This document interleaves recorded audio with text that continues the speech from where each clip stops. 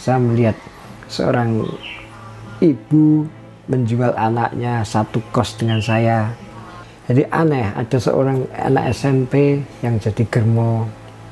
Keluar dah kepala tak gini kan, Gusti, mengapa engkau ciptakan dunia kok seperti ini? Bingung. Coba buka semua biar manusia itu nggak bingung. Saya ingin menjadi seorang santo, menjadi santo dari kegelapan.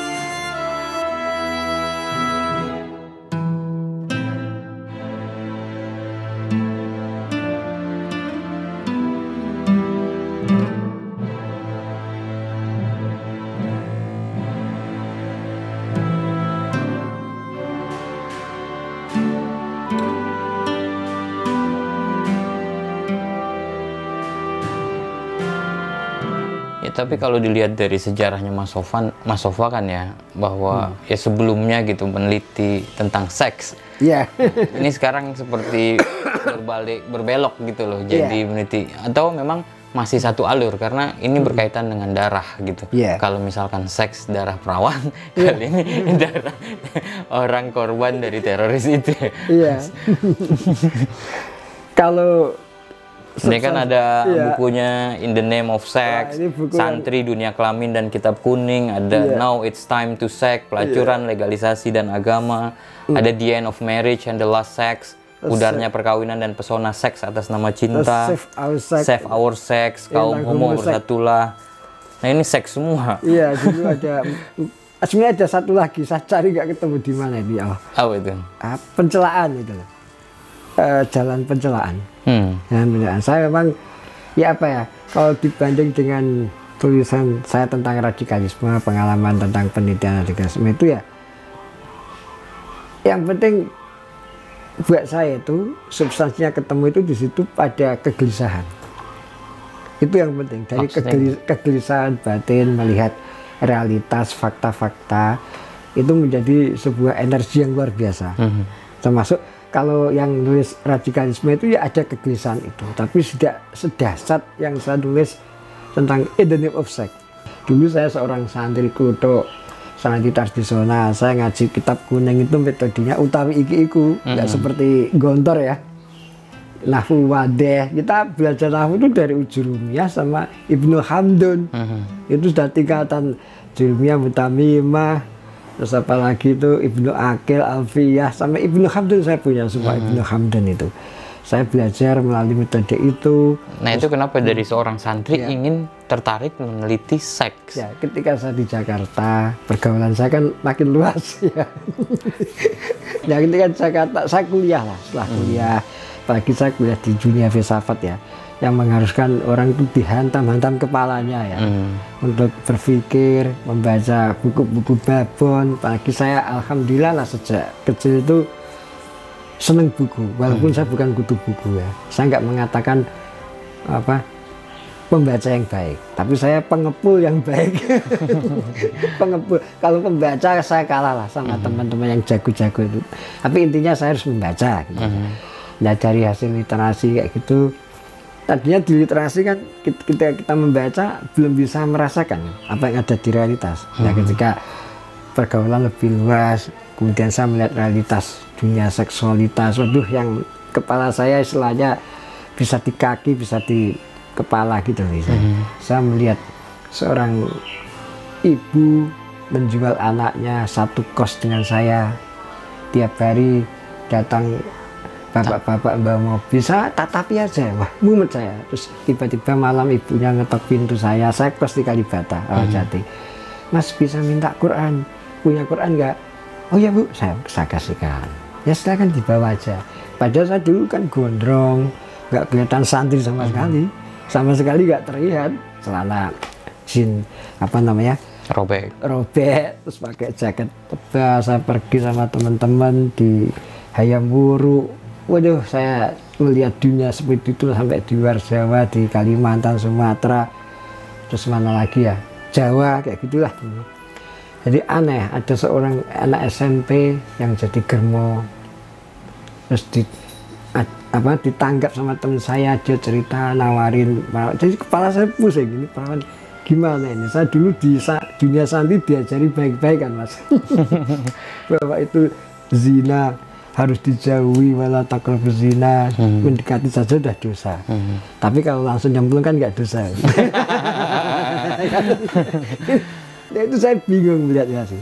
Banyak mas, saya menemukan kepala saya mau pecah hak itu. Jadi saya otentik dulu.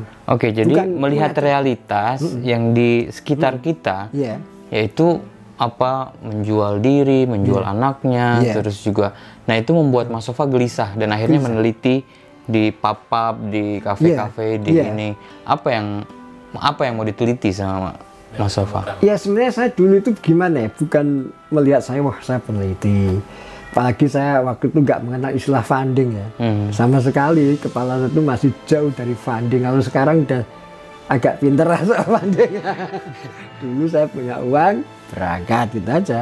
Bukan naik pesawat, dia sendiri. Saya nginep di sebuah losmen kecil. Saya membayangkan saya seorang apa namanya, Nietzsche itu ya, Austria, dia mau diangkat profesor, malah dia tinggal di sebuah losmen kecil, dia nggak mau datang. Saya losmen itu 30.000 semalam di desa sekali di daerah Sumatera Bengkulu sana. Ya saya pokoknya saya nggak mengatakan saya peneliti, istilahnya saya silence of evil lah. Saya ingin menjadi seorang santo, menjadi santo dari kegelapan. Kalau sekarang ibaratnya kan kiai lahirnya dari dunia terang kan, ini seorang santo lahir dari dunia kegelapan. Nah apa yang Mas Sofa dapat dari dunia yang gelap itu? Apakah secercah cahaya atau malah membuat hidup Mas Sofa makin gelap? Ya itu tadi saya pokoknya nganu lah, istilahnya mengorbankan tubuh saya, bunuh diri kelas, istilahnya kayak gitu kan, istilah-istilah seperti itu ya. Tubuh saya lempar biar aja lah, saya nggak ada yang menilai gini-gini ya. Saya melihat berbagai, sampai saya sempat apa ya, hampir bingung kepala saya, sampai keluar kepala saya gini kan. Saya melihat seorang, wah sampai sekarang masih kasihan saya. Kalau dia masih ada tuh mungkin saya temui, saya sodako itu. Seorang ibu-ibu, dia itu apa namanya, kakinya pincang. Saya sama teman masuk di sebuah apa namanya, panti pijat itu, panti pijat.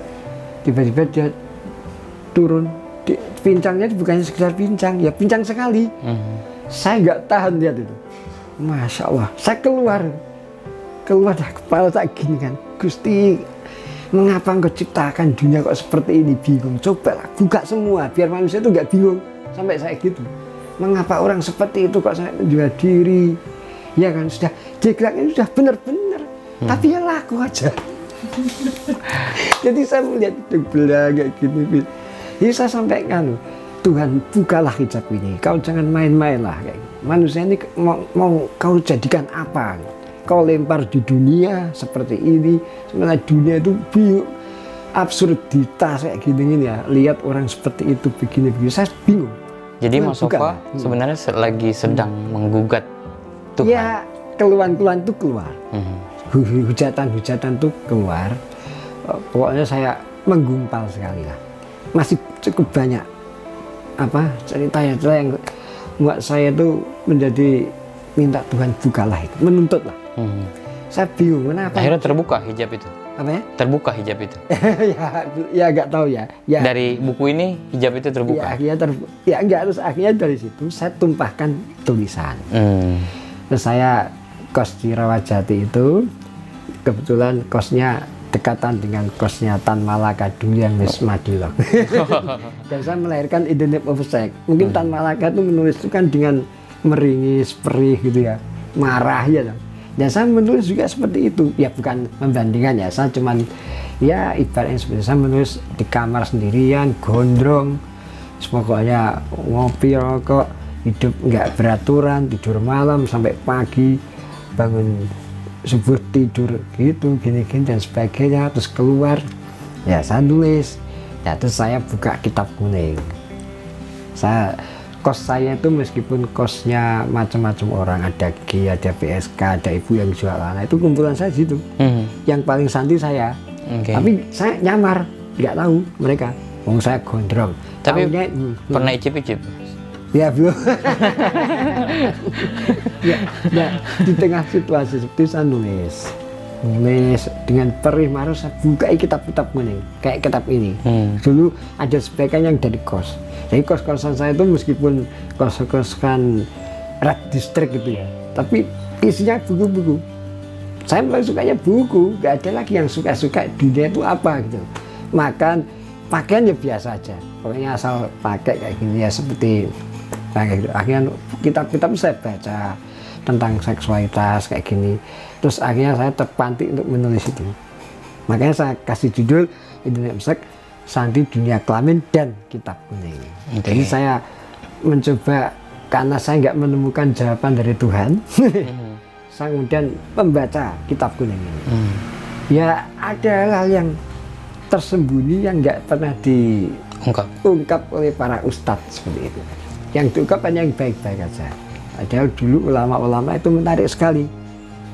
Misalnya di kitab Al-Hurrah Al-Munifah, itu yang saya jadikan itu Imam Abu Hanifah soal bagaimana kriteria zina, macam-macam lah. Nanti kalau saya buka malah jadi dewasa semua. Jadi kena delik penistaan nanti.